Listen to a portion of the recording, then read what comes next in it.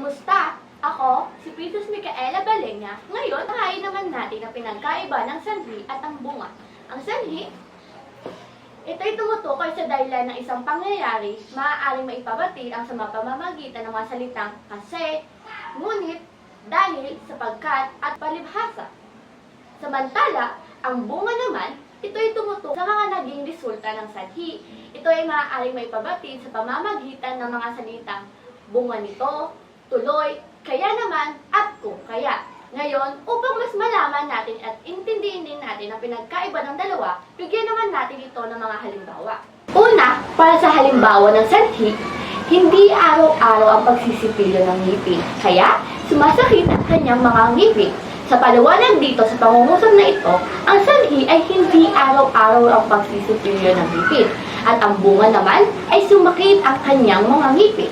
Pangalawa, araw-araw na paninigarilyo kaya siya'y nagkaroon ng sakit sa baga.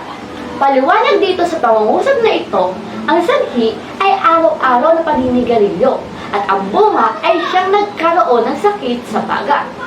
Pangatlo, sa pagkalaglag mula sa mataas na puno kaya masakit ang kanyang katawan at may bali sa braso. Paliwanag naman sa pangungusap na ito, ang sanhi ay nagpagkalaglag mula sa mataas na puno at ang bunga ay masakit sa kanyang katawan, may bali sa braso. Sa mga halimbawa sa itaas, ginamit ang mga tamang salita upang mapayahayag ang sanhi at ang bunga. Sa bawat pangungusap ng mga nagpapakita ng malinaw na relasyon sa pamamagitan ng sanhi at bunga at binibigyan diin ang mga tamang pagkakagamit ng mga salitang nagpapakita ng sanhi at ang bunga. Kaya, tingnan natin kung ang bawat isa ay may matututunan ba. Magbibigay ako ng mga tanong at may mapagpipilian naman kayo at kung ano ang tamang sagot dito. Meron lamang kayong 10 segundo upang sagutan ang bawat tanong.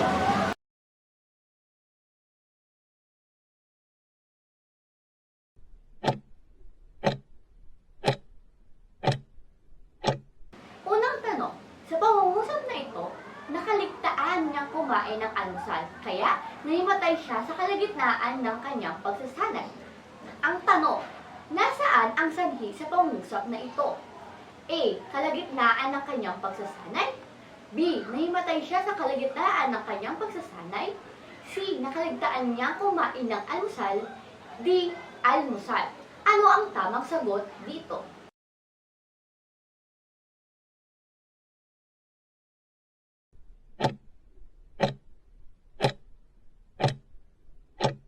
Ang tamang sagot ay nakaligtaan niya kumain ng almusal.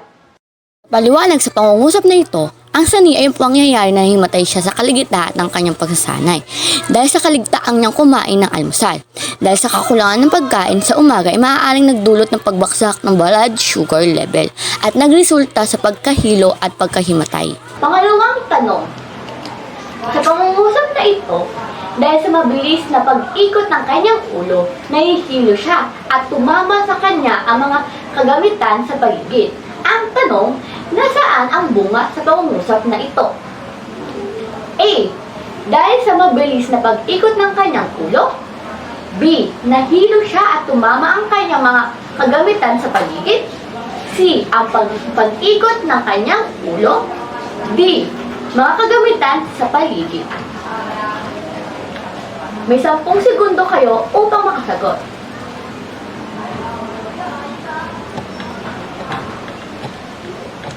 Ang tamang sagot ay B. Nahilo siya at tumama sa kanya ang mga kagamitan sa paligid.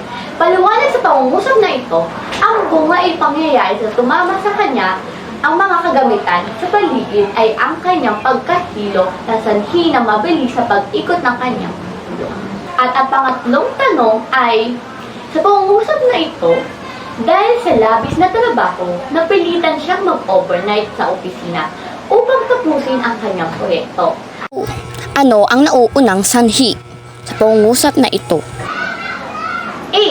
Dahil sa labis na trabaho. B. Napilitan siyang mag-overnight sa opisina upang tapusin ang proyekto. C. Mag-overnight sa opisina. D. Tapusin ang proyekto. At meron kayong 10 na segundo upang sagutin ang tanong.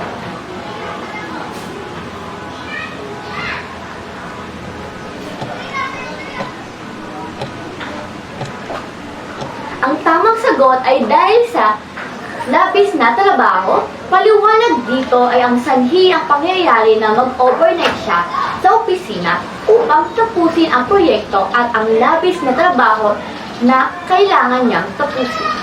Pang-apat, ano ang maaaring maging bunga ng madalas sa pagka-late sa klase? A. Mas mataas na marka. B.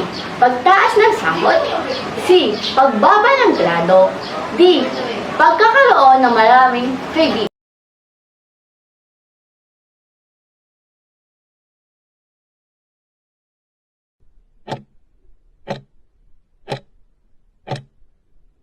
Ang tamang sagot ay C.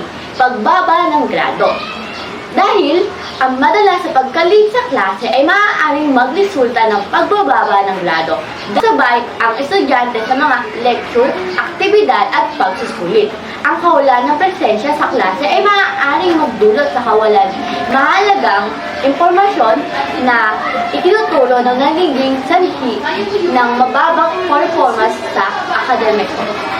At ang panghuli, Ano ang sanhi sa pagbaha sa mga lungsod? A. Malawak na deforestation. B. Ang pamamahala ng basura. C. Ang pagputol ng mga puno at baratong kanal. At D.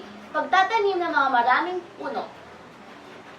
Meron kayong 10 segundo upang malaman ang sagot.